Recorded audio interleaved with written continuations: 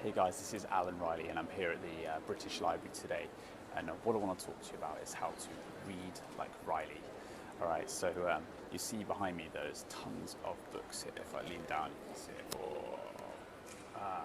And all these books that you see, they're all the condensed, considered knowledge of some of the greatest minds and some of the greatest thinking from some really intelligent people, in many cases the most intelligent, the most successful, the most wise people in history.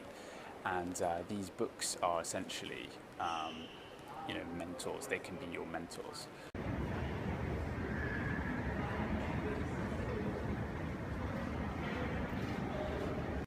So imagine if you could have a Roman emperor like Marcus Aurelius, or the most eminent psychologist in history, Sigmund Freud, or if you could have the world's best hedge fund manager and billionaire Warren Buffett as your mentors.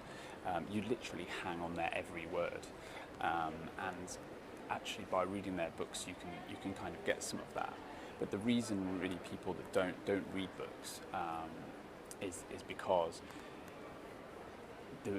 when you actually have a real life mentor, the power of that is that their advice is going to be tailored for you. So it's going to be completely relevant to your situation, completely pertinent to your life situation.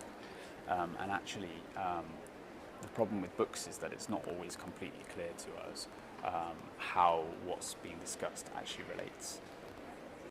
Alright, so how do I ensure that I'm reading in the right way in order to get the value from the books that I'm reading and from these mentors that are on offer to you? So basically there's three real components to this, and the first one is that you need to read efficiently. Second one is that you need to read effectively, and the third one is that you need to read with purpose. So what do I mean by these? So efficiency is pretty self-explanatory. So you need to be reading in a way that you're not reading every single word, that you're kind of speed reading the lines, you're getting the general gist of each paragraph, each line, and then moving on once you've got the meaning. You don't need to be slavishly reading every single word. It's not poetry. You don't have to appreciate all the nuances of every single sentence. The second thing is reading effectively. So what I mean by this is you need to really be reading the right areas of the book. So realize that in a book, in a single volume, there'll probably be 1, 2, maybe 3 really key ideas that the author is trying to convey.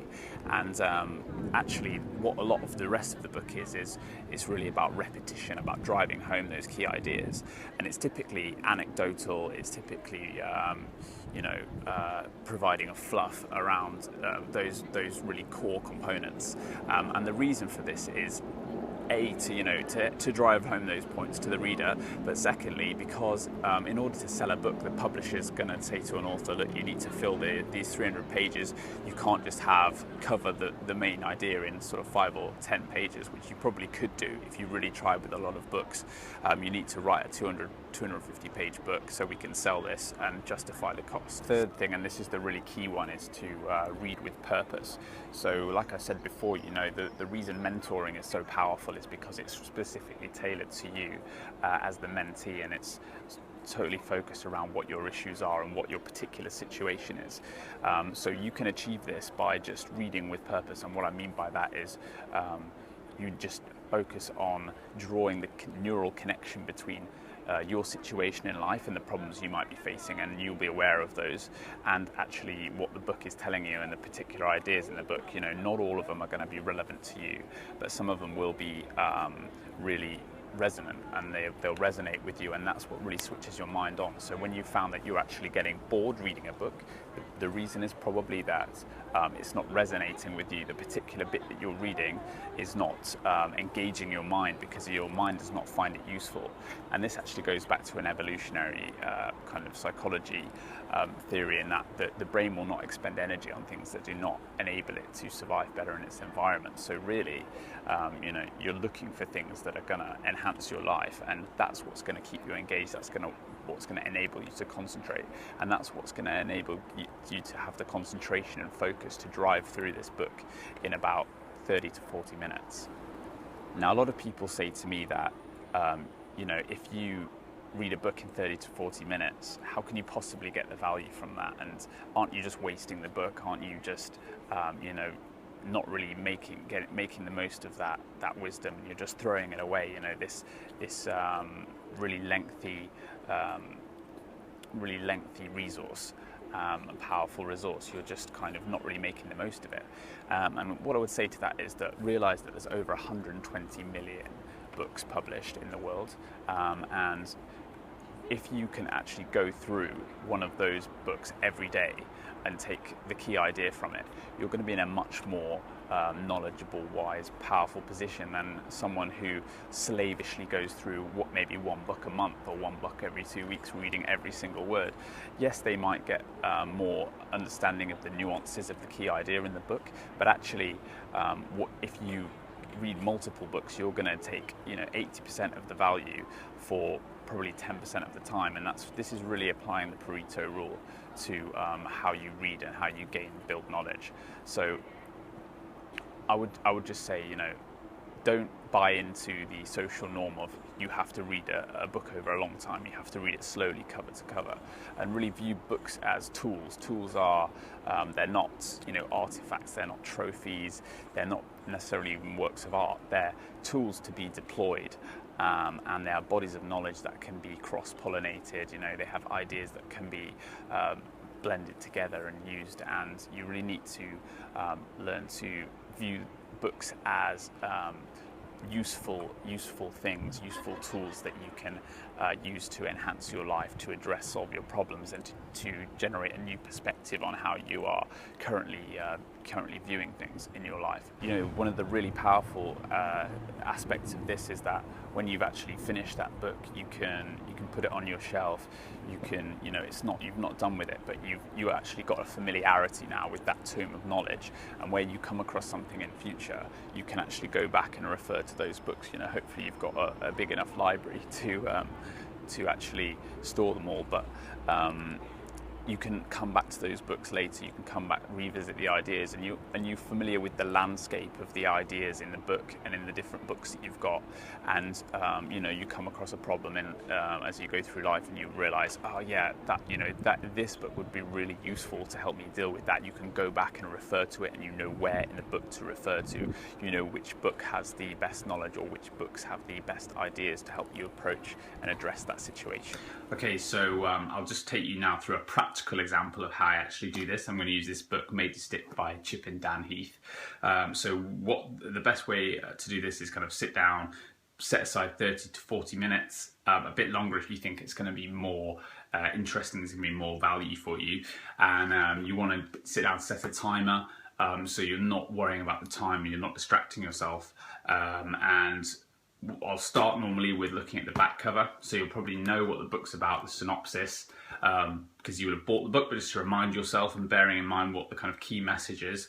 So just to confirm that and keep that forefront of your mind, you'll look for that in the back cover, and it's probably going to say, okay, yeah, on here, isolating the 6 factors that make ideas sticky. So in the book you're going to find those 6 ideas, and those probably going to be,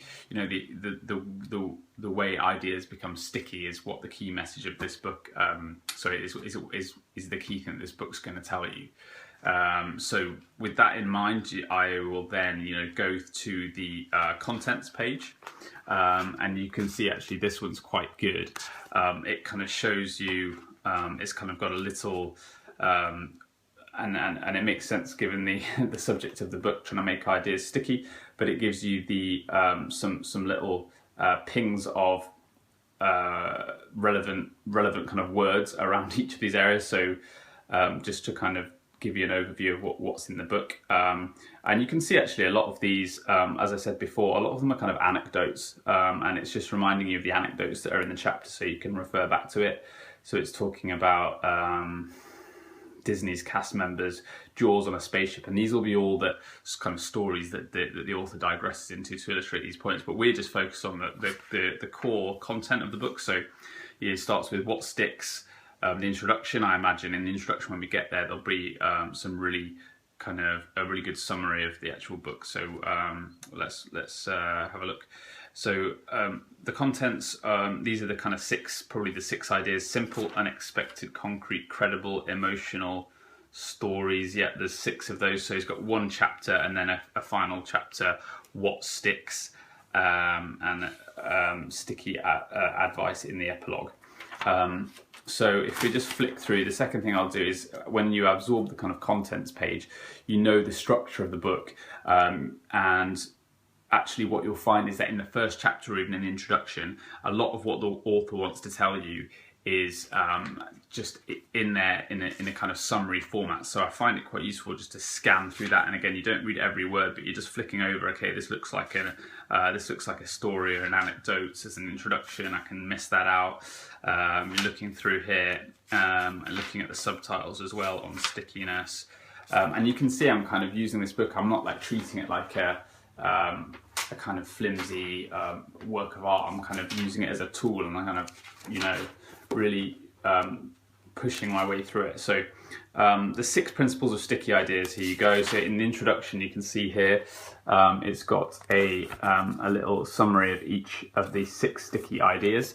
So what I'll probably do is I'll just flick down the corner of the page, and I know that I can come back to those on the second way through. So this first kind of pass through the book, I'll literally just flick through, and I'm going to do this for about 2 or 3 minutes, maybe 5 minutes if it's a longer book, and just get the kind of key things that I want to read through, kind of get familiar with the structure, with how much content and how much of the bulk is in each section, and I'll just go through and I'll kind of flick down the corners of where I want to come back to, and then I'll probably go kind of flick through, and I won't do the full kind of 2 to 3 minutes now, but what I'll normally do is I'll also kind of pick out where the conclusion is, because normally the best ideas are in the introduction and the conclusion. And actually, if I look through here, I can see at the back there's an easy reference guide at the back, making ideas stick. So that's a bit of gold there, really, because that will sum up the key ideas in the book. And you can see again, it's got the 6 ideas, and it's got a summary of each one,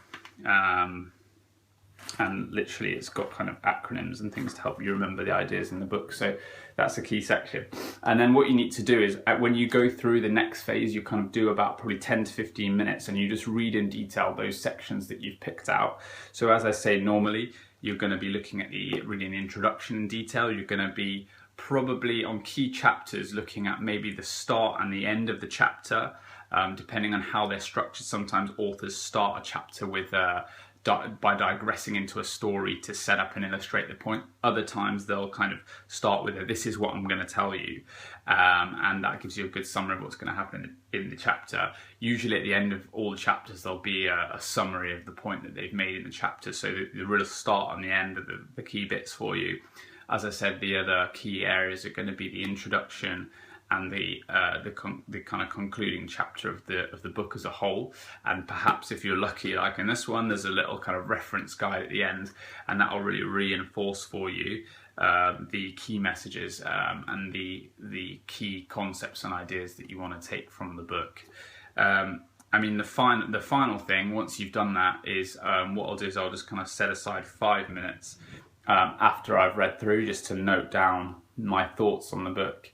And coming back to my point earlier about reading with purpose and making sure that the ideas are relevant for you, one of the key things you'll want to be doing in that is splitting into 2 sections. The first section being what's the kind of key message of the book, but then a second section on a piece of paper, or I do it actually on my Evernote on my phone, is just to say the key learnings that you got personally from the book. So the key messages of the book as a whole, and then the key things for you that you've taken away on that sitting, and that'll enable you to kind of come back and reference maybe a few days later and just reinforce that knowledge, because otherwise you'll find that you might not necessarily remember everything that you've read through.